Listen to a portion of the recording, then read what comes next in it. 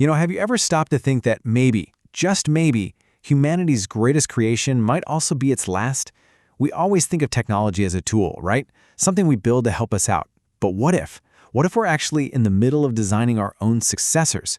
That's the really unsettling question we're going to dig into today. And listen, this isn't just some dramatic headline. This is a real warning, and it's coming from the very people who are building this stuff, the folks in the labs, the ones in the boardrooms.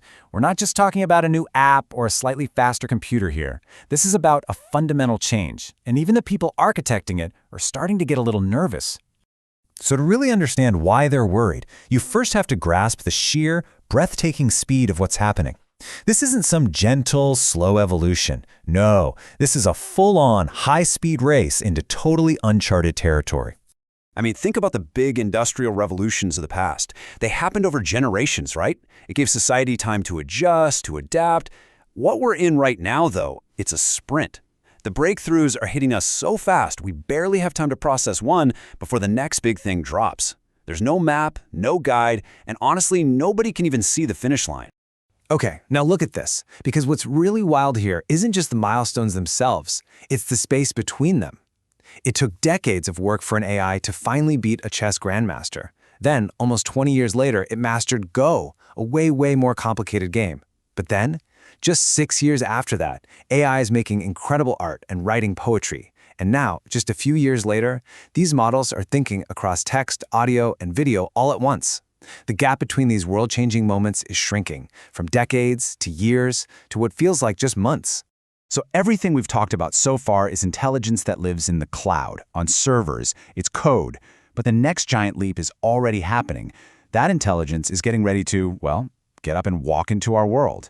And that brings up the biggest question of all. What happens when this crazy exponential growth gets a physical body? And right there, that's the question that changes everything. See, an AI that can write an email for you, that's a really powerful tool. But an AI that can wire a house or assemble a car or navigate a messy real-world warehouse, that's not just a tool anymore, that's a workforce. This slide just lays it out perfectly. On the one hand, you've got the AI we've known so far. It's a digital brain, it's powerful for sure, but it's contained. It can't do anything until we feed it information. But on the other hand, you've got its future, an AI with a body. It lives right here in the world with us. It doesn't just analyze data, it creates data by moving around and doing things. Suddenly, its limits aren't our keyboards anymore, it's the actual laws of physics. And this is what that actually looks like in practice. All of a sudden, AI can go from digital tasks to physical ones. We're talking stocking shelves, helping in surgeries, even constructing buildings. And crucially, it can learn not just from a bunch of text on the internet, but from the physical feedback of a world that, until right now, has been exclusively ours.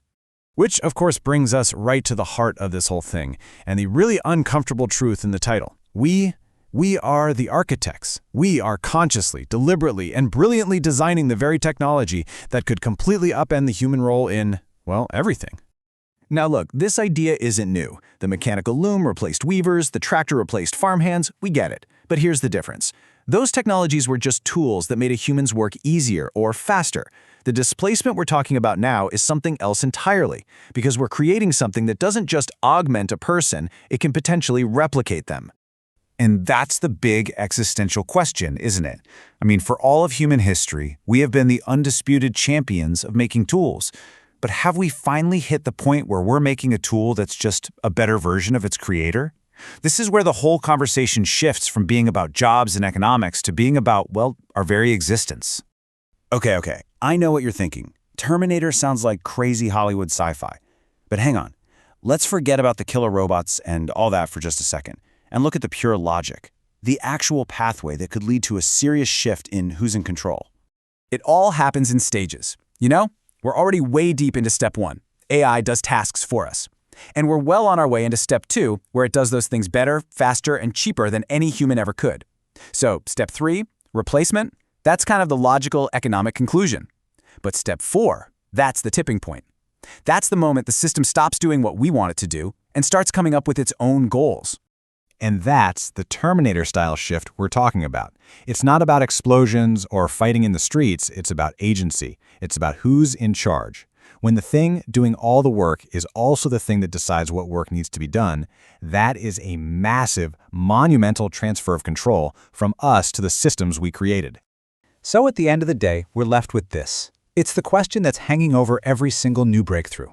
Are we on the verge of creating this incredible world of freedom and abundance, all powered by the ultimate labor force? Or are we just meticulously, brilliantly architecting our own replacement? The crazy part is, the answer isn't written yet. We're the ones writing it, right now, with every line of code.